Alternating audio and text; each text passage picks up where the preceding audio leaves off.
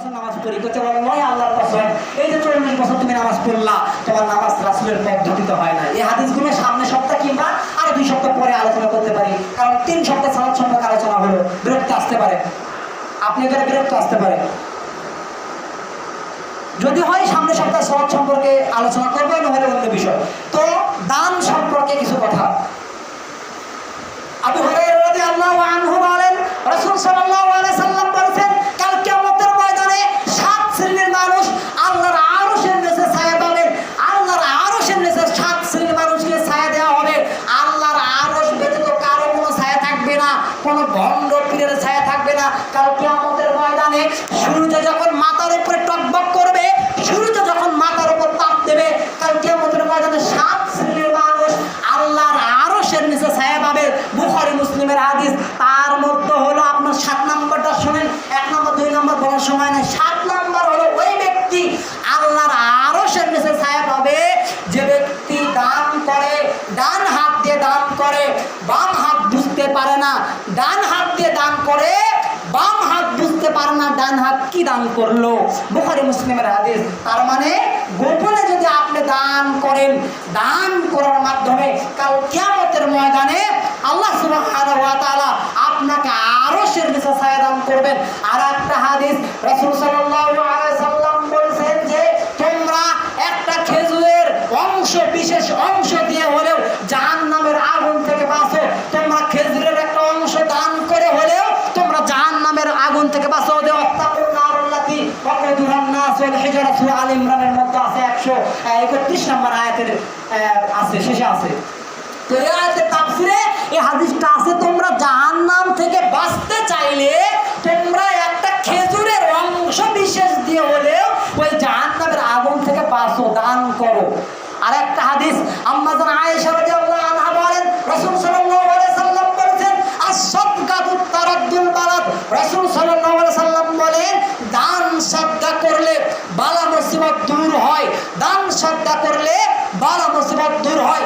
সন্তান আপনার দেশের বাইরে আছে, বিদেশের মাটিতে আছে, আপনার সন্তান যাতে বিপদে না পড়ে, বিপদে না থাকে, এজন্য বালা মুসিবত না ঘেরে তাকে না ধরে, এজন্য আপনি দান সাদকা করবেন।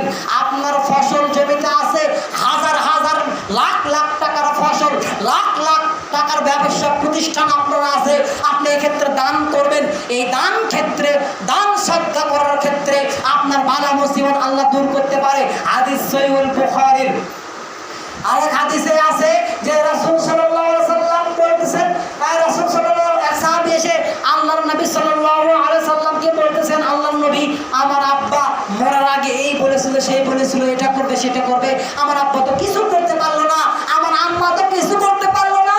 তখন আল্লাহর নবী সাল্লাল্লাহু আলাইহি সাল্লাম বললেন, তোমার আম্মা মারা গিয়েছে তো কি হয়েছে, তোমার আব্বা, তোমার আম্মা কবরে গেছে, তাদেরকে লক্ষ্য করে তাদের উদ্দেশ্যে তোমরা কি করে দান সাদকা করো।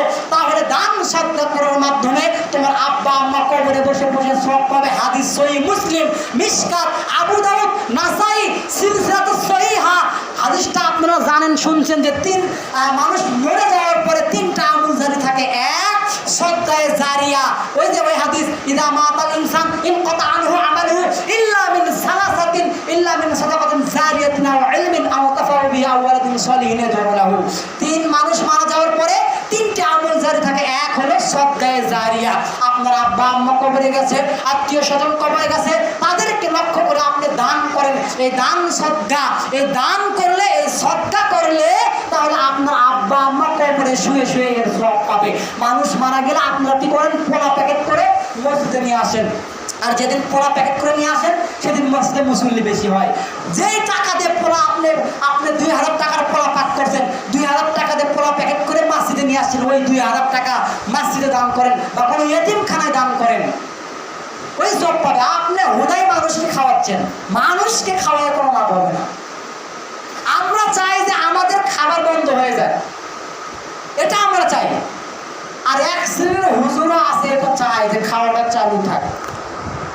যেই 2000 টাকা দিয়ে আপনি পোলা পাক করে মসজিদে দিচ্ছেন, ওই 2000 টাকা আপনি মসজিদে মাদ্রাসায় দান করেন, মসজিদে যেটা নাই সেটা কিনে দেন, আপনার আব্বা আম্মা কবরে বসে সওয়াব পাবে। কিন্তু যেই টাকা খরচ করে আপনি পোলা পাক করে মসজিদে নিয়ে আসছেন, ওই আপনার ওই পোলার জন্য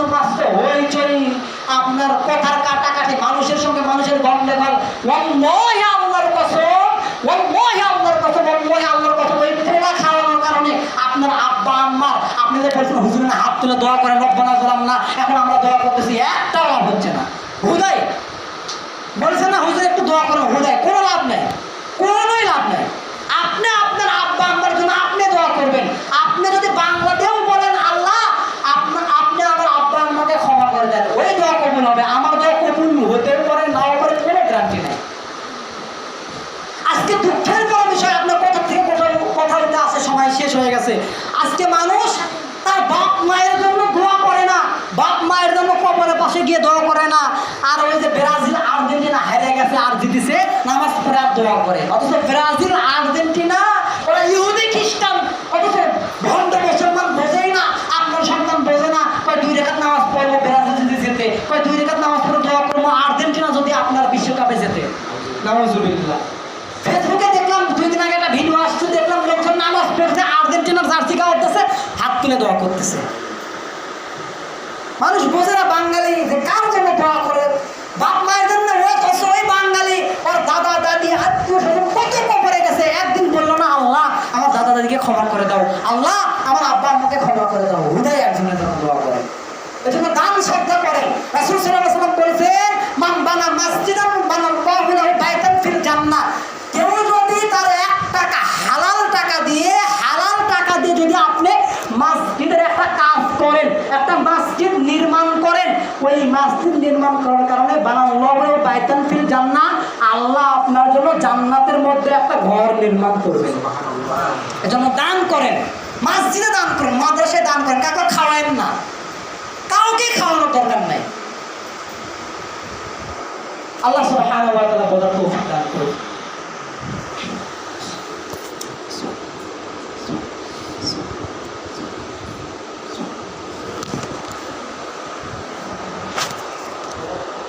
আলহামদুলিল্লাহি ওয়াহদাহু ওয়াসসালাতু